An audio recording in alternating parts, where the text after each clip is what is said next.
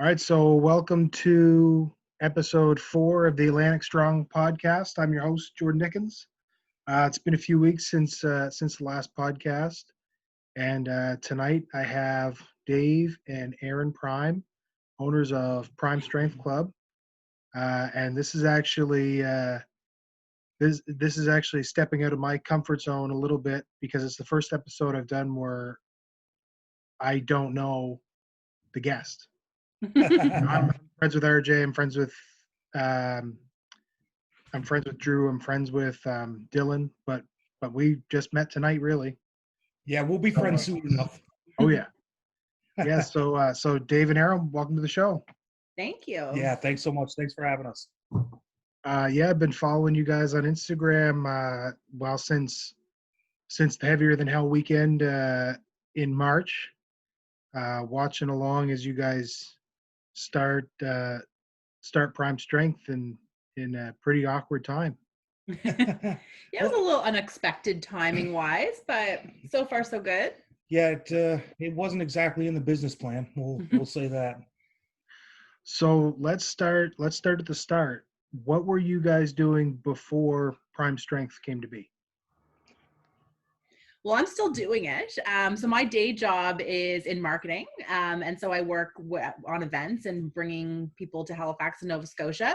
But I started getting a little more interested into kind of the powerlifting strongman, certainly that whole world about a year and a half ago. And then, of course, Dave just latched right onto it and I'm on for the ride. Yeah, so this is a complete hard left turn in life for me. I've been in audio visuals my entire career, so doing conferences, PA systems, and projection systems for large conferences. I've been doing that for about 15 years, but I've been a general manager for the last 10. So I've kind of learned the ins and outs of how to run other people's businesses. And for a long time now, I've wanted to really run my own business and put my own name on the side of a building. And I saw an opportunity here for a business, and I just jumped at it.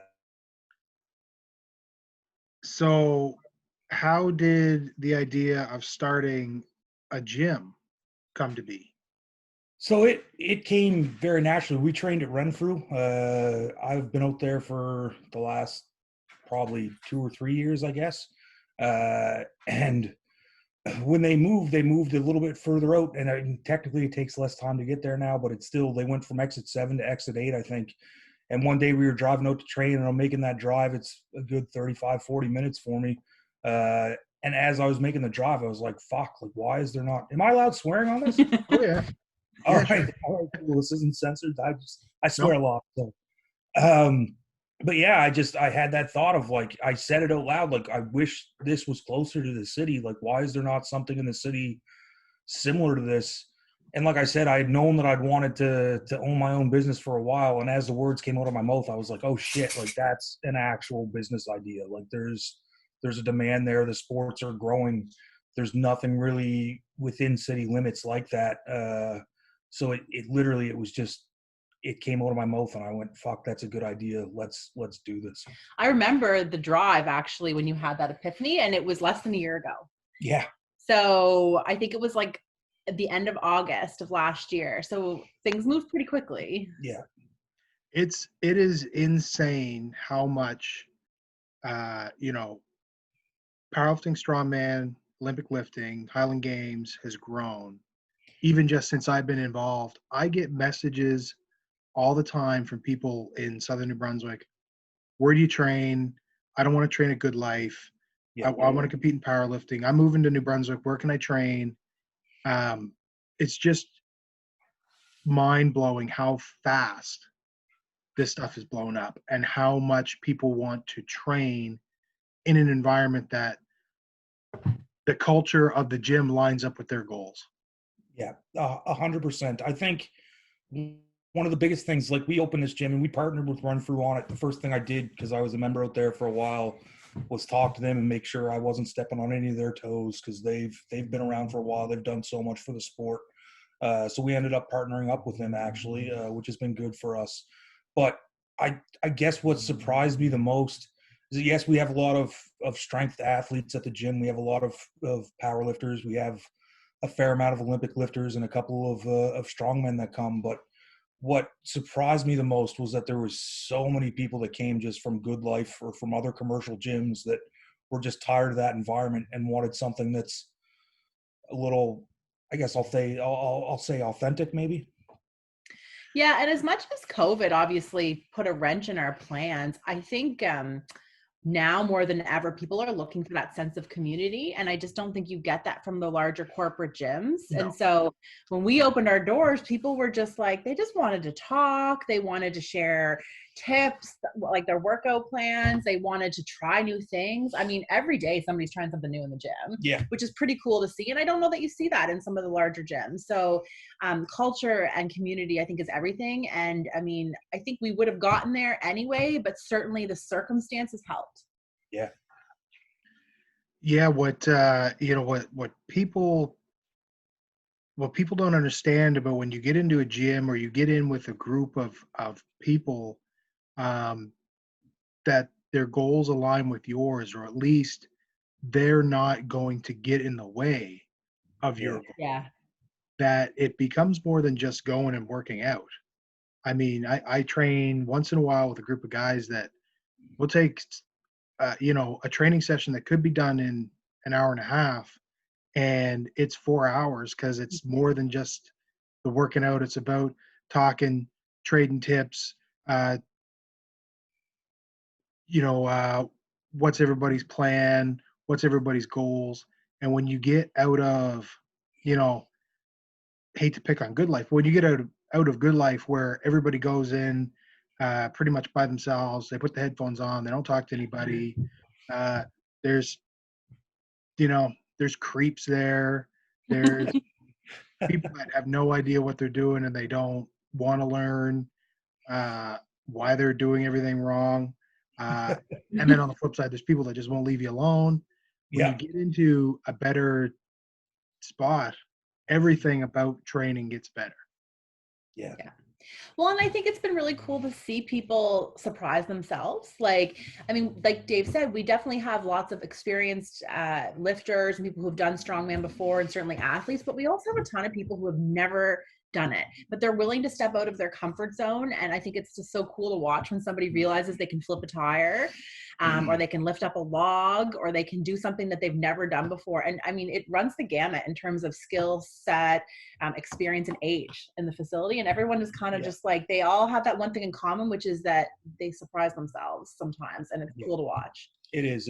It's so cool. We actually, today we had an older gentleman that was in his 70s come in, and it was the first time he trains at home. It was first time being in a gym environment for a little while, and he had never done any of this stuff before. And he came out and flipped a tire, and just seeing it, it like made his day. He was like, oh shit, like I really just did that. And it's like, not only did he do it, he made it look easy. And it honestly made me a bit emotional. It was so cool to see. That's awesome.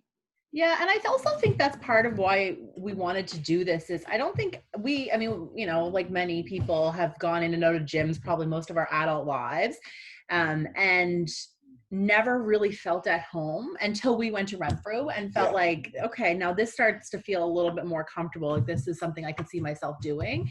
And so I do think, we're not a gym for everybody, but I think we're a gym for a lot of people that maybe have never felt that comfortable in a corporate or a commercial environment. Yeah.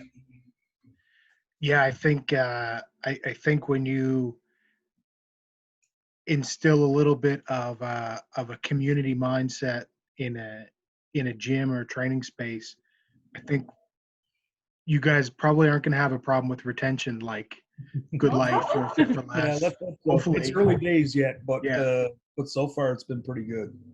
Yeah.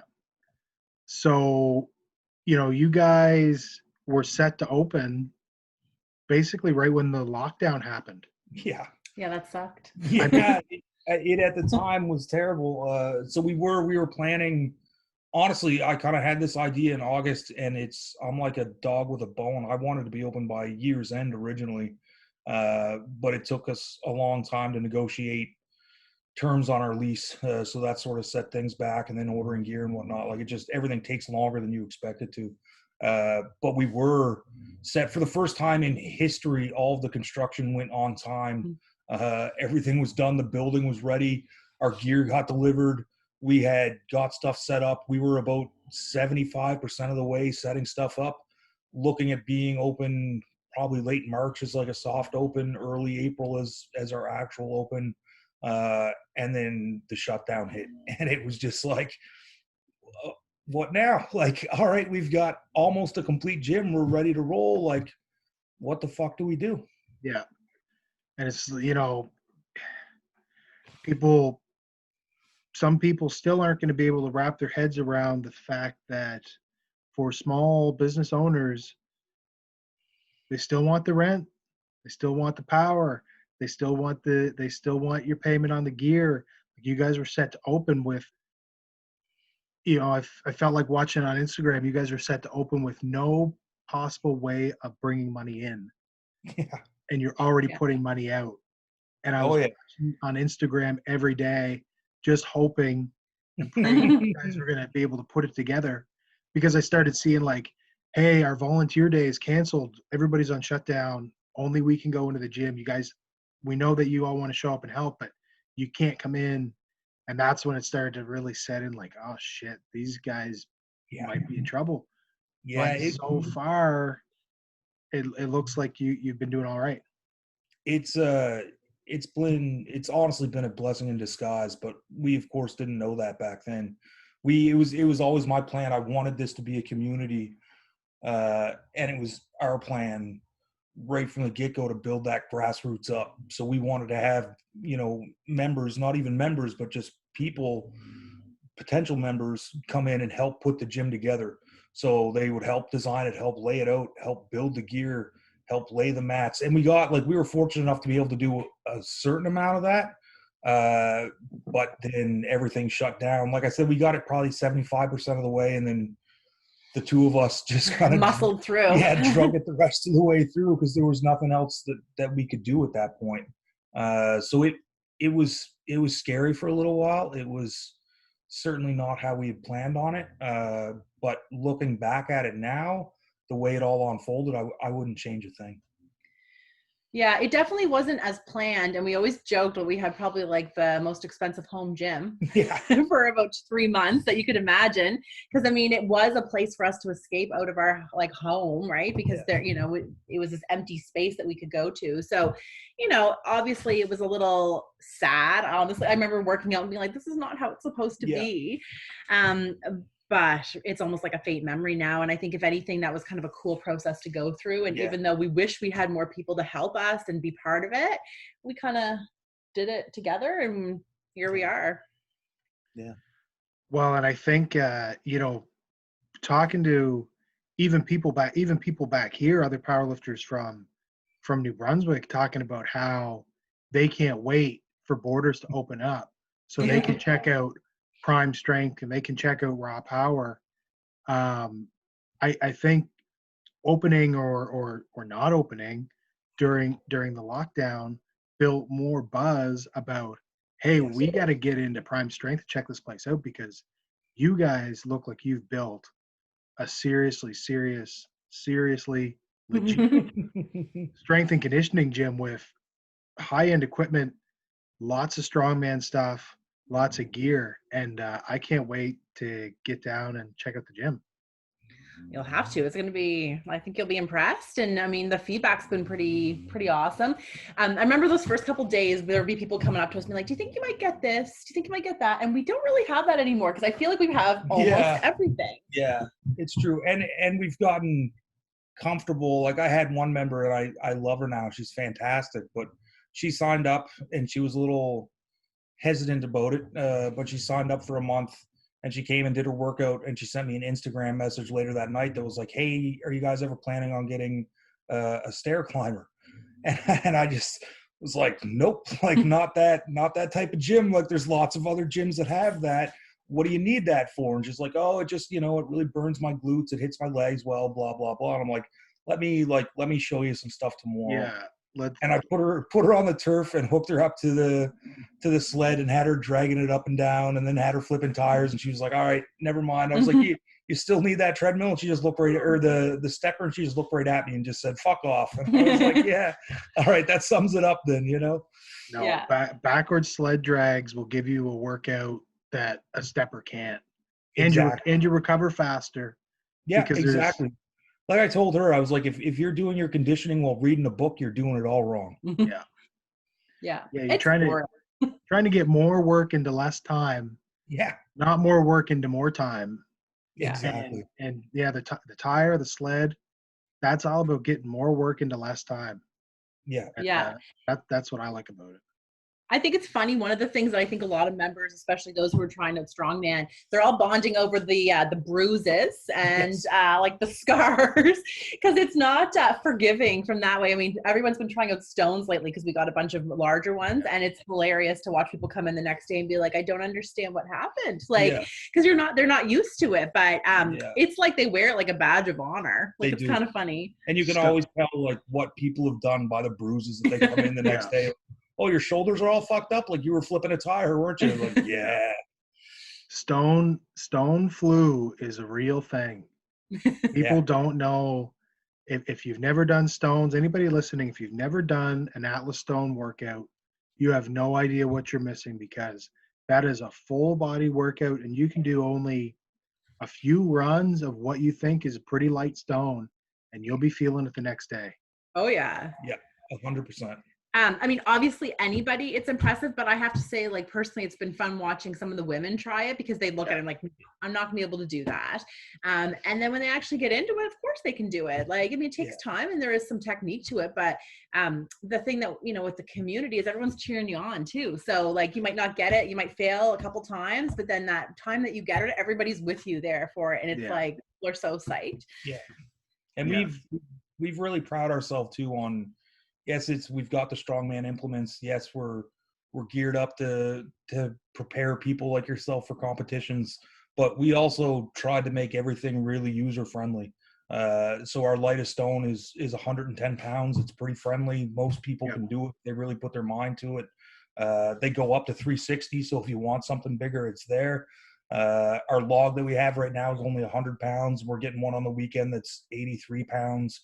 It's just stuff that, you know, even our tires, our lightest one's only 200 pounds. So basically anybody that enters the gym can flip that tire. But it unlocks this feeling of like, you just look at it and think, no, I can't do that. And they do it. And it's, there's something special that happens. Yeah. And if they don't do it, then they're so determined to come back. Yes. So I was watching somebody tonight who's like been fighting with the log, like just can't quite get the log. And so I can tell like she's trying it out with like the football bar or like one of those. Yeah. And she like just adding like lighter weights and like working on the technique and like so driven, because she's like, I am going to get that log soon. And it's just so cool to see that. Yeah. Yeah, it's awesome. The shift in strongman equipment over the past couple of years has been interesting to watch too, because you know, way back 12, 13 years ago, I trained with a guy who did the strongman circuit around here named Jeff Lundberg, and he had some of his own equipment. His log was 250 empty. Yeah. His farmers were 290 empty. Yeah. His stone was 300. He didn't have a lighter one. Yeah. And now his tire, like the tire we trained with, was 900. There wasn't a lighter tire to train with. And now the shift in the past few years of making the sport more of a sport and less of a spectacle, and opening it up to smaller people, women, masters, sub juniors, like the shift in the equipment to make this sport accessible has been really cool to watch and see. And it's been nice to have, you know, an 83-pound log to warm up with, instead of having to do dumbbells up to the 225 log, or to have stones to warm up with. It's been a really cool shift, and I think it bodes well for the future of the sports strongman. I think so as well. I think, I mean, starting off with those weights is going to make you strong. There's no doubt about it. You have to be in order to do the starting weights how it used to be. But I think this way will just introduce so many more people to the sport that otherwise wouldn't have been able to do it. And it's always the way I looked at it. I got my log at 100 pounds because you can load it up to 400 pounds if you want to. But it starts off nice and friendly so that you don't have to press a 400 or 300 or 200 pound log at first. It's 100 pounds, and you can progress from there. So, so what exactly is your? Because I know that you guys have partnered with Renfrew to put on the Heavier Than Hell weekend back in March, which we, barely slid in before Yeah. everything shut down. I was even that week. Well, because Erin, you competed in the strongman and powerlifting, right? That Just weekend, the strongman. just the strongman. Yeah. So the week before, I was in the UK for work, and I had just barely got back into Canada before they started putting restrictions on travel and Yeah. asking people to quarantine. And then even leading up to the competition on Saturday, the first Saturday in March, I was like, this isn't going to happen. Yeah. They're going to cancel the bike show. They're going to cancel everything. And nobody said anything. There's no email sent out, and it just kept getting closer. Okay, so this is happening. And the bike show was packed. Yep. And the competition happened, and it was great. I was only there for the strongman, but it was an awesome show. Really well put on. It was fast, which is nice. We weren't there for 10 hours. And then the following week, they shut everything down, sent everybody home from. They sent me home from work, shut down my office. Yeah, it was a weird time. I mentioned that I'm in the events business. While I was competing, my phone, like I had put my phone away, but while I was competing, my phone was going off like crazy about all the events that were about to get canceled. Like it was happening that weekend where we were like, okay, we're announcing this is coming out, but I got to be oblivious. So I don't even know where I was going with that, but I think it was. So you guys put on you put on the show with Renfrew. So what is your association with them? So our kind of deal with Renfrew, like I said, they were the inspiration behind our gym. Our gym wouldn't exist without their gym. So really it was, I guess, me feeling proper about going to them and discussing it with them. They're kind of the godfathers of the strength sports around here as far as I'm concerned. They're the place that did it first. So we helped them put on events. We sponsored that event, for instance, lend them some gear, whatever. We also sponsor all of the Team Renfrew athletes. So anybody that's part of Team Renfrew is welcome to come to the gym for free. We're attempting to grow that team as well.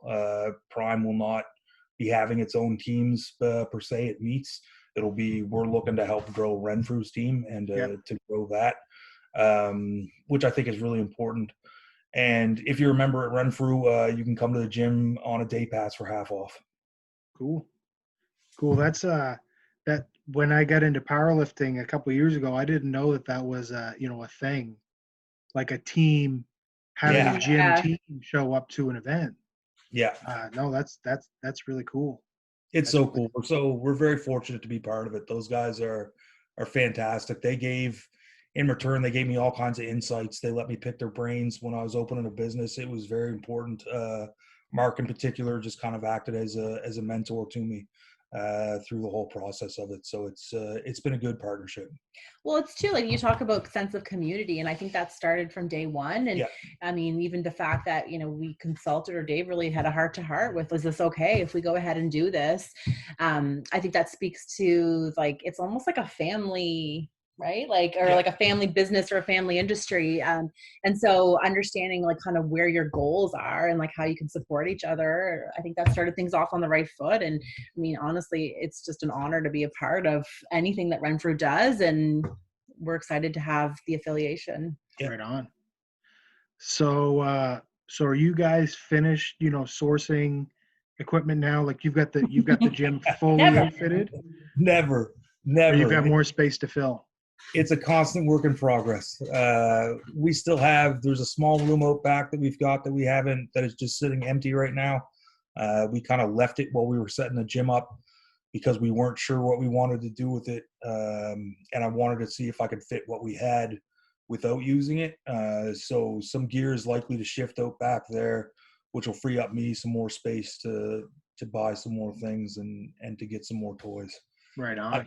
I'm kind of hooked on it, man. I've got a bit of an addiction, especially bars. I've turned into a huge bar nerd, and if I find any bar that I haven't like seen or heard of before, it's an addiction. She keeps telling me like, you've got enough bars. I'm like, you can never have enough bars. Well, people come in and they're like, what is this? Yeah. Like, I've never seen that before. Yeah. Well, and to the regular, the regular person, which regular people aren't going to listen to this podcast. They're all going to know what we're talking about anyways. But I mean, bars are disposable.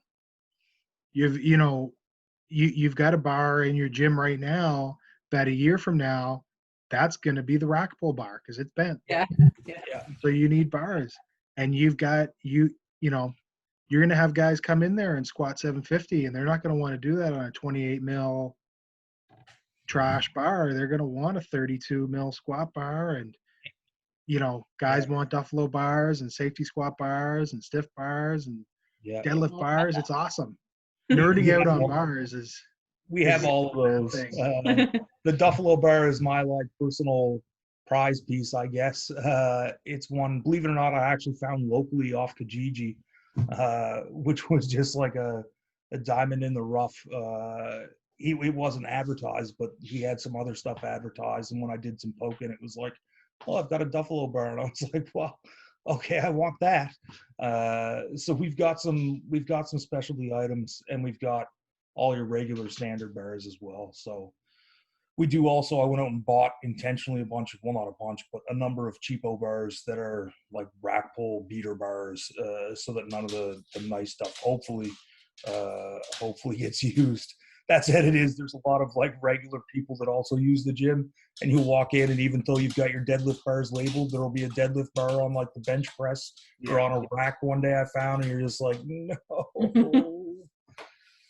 Yeah, where I'm training now is only $250 general purpose bars, and when everything got locked down pretty solid, I had borrowed a Duffalo bar from Derek Bryan, who's also a strongman, men's open strongman competitor, and I was pretty happy to have that. It was hard going back to a regular 28 mil whippy bar after using a Duffalo bar for 6 or 7 weeks. Yeah, absolutely. But yeah, I don't know. We're gear nerds. I constantly want to keep adding. And there's a space. We've had the question a lot. There's a space next to us, right next to the gym. There's another 1,400 square foot space that's just sitting empty. So I'm hoping, like, if we can keep growing, I've got my eyes set on that as well, which I can't believe I'm even saying. Like 6 months ago, that was never in the projections, but the way stuff has been going, it could be a possibility by next year. Well, I mean, just on social media, Prime Strength Club seems to be wildly popular, which is fantastic. It's fantastic to see, you see people can't wait to get into Prime Strength. People can't wait to get into Raw Power. People can't wait to get into Renfrew. It's fantastic. Yeah. But speaking of gear, for the people that haven't been following along with you on Instagram or Facebook and haven't really seen your gym, let's do a little blitz of what you have. So I'll say something, you just say yes or no. All right. Deadlift bars. 3. That's not yes or no. Whoops. What was it? Squat bars. Yes. Safety squat bars. Yes. Football bars. Yes. Axles. Yes. Logs. Yes. Circus dumbbell. Yes. Stones. Oh yeah. Tire. Yeah. Sleds. Yes. Do you have a monolift? Oh yeah. Monolift. Monolift. What do we call it? It's the Big Lebowski. Yeah. The Big Lebowski. AKA the dude. You've got turf. Yep. How much turf? 50 feet, 6 feet wide. Wow. Yeah, it's a good one. That's wild. Yeah. How heavy do your dumbbells go? 175. Holy cow. That made him sit back in his chair. 175. Yeah, we've got a full set up to 100, and then we do big boy jumps, so it goes 100 to 125 to 150s to 175s. Wow. So it's we hope to get some in between. You know, I'd love some 160s, but right now you've got to be willing to take the jump. Yeah. They haven't been used. Well, no, I shouldn't say that. Somebody tried the other day to press the 175s and didn't quite get there, but When you get up to that weight, it's not, you know, a lot of times it's not the pressing. It's getting them up to get ready to press. That's the difficult part. Yeah, I think this guy, if we would have had two spotters, like one on each side, and able to load the dumbbells for him or hand them off to him, I think he would have been able to press them. But it was just me at the gym at the time, and me trying to get him situated with loading them up and then spotting them was. Yeah. It just didn't quite work that day. Have you guys seen the setup that Adam Bishop over in the UK built? No. He built a board that he puts on the racks on his outside racks on his safeties that have a space for him to put his hands up in and pick the dumbbells out. So he's been able to do, you know, incline presses and shoulder presses with probably 100-kilo dumbbells safely by himself in his garage. Yeah, that's smart. That's a good idea. It's a really slick idea. And I know that Mike Tashir from Reactive Training Systems, he had these hooks. I saw has these hooks that hook onto his safeties, so he can just grab them off the safeties and do his dumbbell work. That's cool. That's very cool. I'm sure we'll come up with a solution. We've seen some things. I've researched some things on it. I've seen I think Power Body, which is where we got a lot of our gear made for us, makes a dumbbell bench that has adjustable height dumbbell holders on it, and then it's just on bench, which is maybe another thing that we'll look at. I'm looking at everything, so yeah, I can't help it. So will you guys have the space to host powerlifting or strongman competitions in the future? I guess we're gonna find out. Yeah, that's the plan. We are. So it's still early days, even though the clock is ticking, but we've talked about doing Atlantic Canada's Strongest Man in the gym. Awesome. We've talked to Grant about that. It was supposed to be at Tide Fest, obviously, as it is every year. Yeah. It fell through. Renfrew has the qualifier that they're doing, so their hands are pretty tied up right now. I'm gonna do a solo podcast, Kale Beck style, to preview that because we just got the events today. Yeah. Yeah. It looks intense. It's going to be a good event. It's heavy. It is. It's very heavy. Yeah, we've got a few people at the gym training for it, and they had committed to it, and we're like, yeah, I'm going to do this. And when the weights got announced, it was like, oh shit, I have some training to do. Yeah. Yeah, I mean it's because it's an official games qualifier, so it has to be heavy. Yeah. It's just it is what it is. You get to that level of competition, and things are going to be crazy. Yeah, exactly. But we want to host the Atlantics. I really, in particular, like the idea of there being the amateur division in it. With the qualifier, again, like we said, the weights are pretty nuts. So for somebody that's new to the sport, it's we've got a few athletes that it's going to be their first event, but they're experienced athletes just crossing over into strongman. But it's not the friendliest of events for a complete beginner. So I think Atlantic's having the amateur division and being able to truly come into it blind and just go at it and have some fun will be a good thing. Yeah, I mean, I don't want to talk too much about it, but I've been talking too with a gym owner here in St. John of possibly doing a small competition later this year. Nice. We were even talking about doing like a Static Monsters style axle clean and press and axle deadlift. You don't need any space. You hardly need any equipment. It's still geared towards strongman, and so we're going to talk about it some more hopefully next week, and we might even have a small competition in St. John. Oh, that's awesome, man. I hope you guys do. Yeah, yeah. I've been lucky enough to get to know a guy here in St. John, Matt Daniels, who shout out to Matt Daniels, Strive Fitness.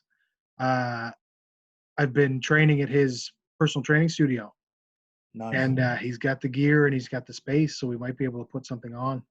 Oh, dude, it's so awesome. It's so exciting to watch the sport grow.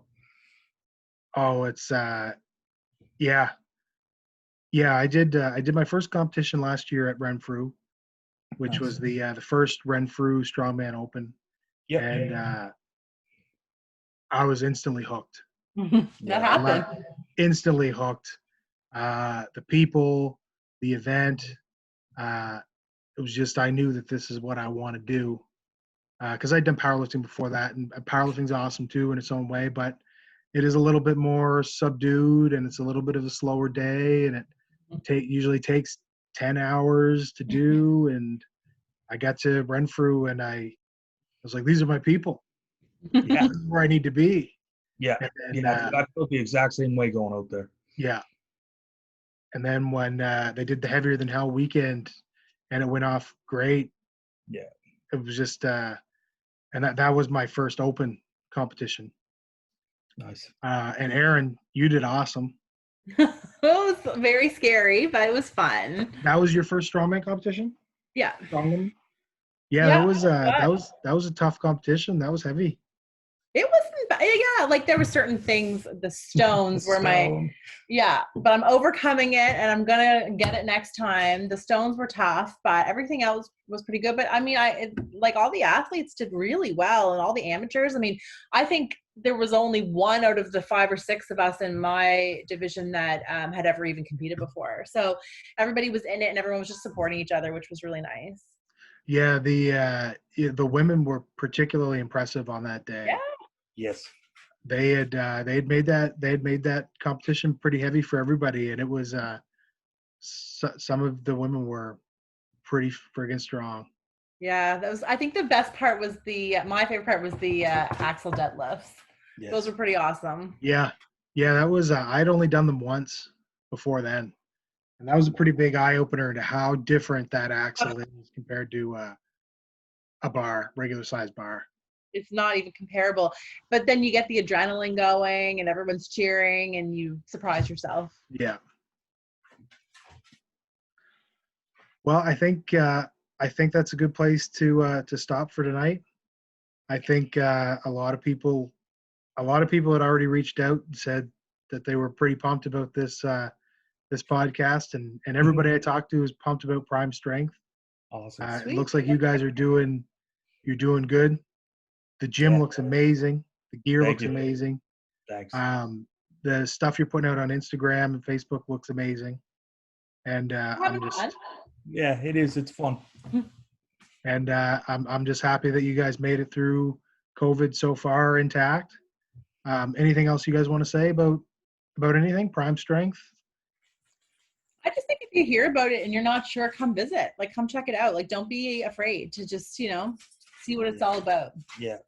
And if you come, you're probably just going to see me because I basically live there. And I might look a little big and scary, but I'm the least intimidating dude ever. So come and say hello, give me a hug, and I think you'll enjoy it. All right, Prime Strength. What's the address? It's 590 Portland Street, Dartmouth, Nova Scotia. 590 Portland Street, Dartmouth. Prime Strength Club. Erin and Dave Prime. Thank you very much. Thanks. Thank you. It was nice meeting you. You too. Hope to see you soon. Me too.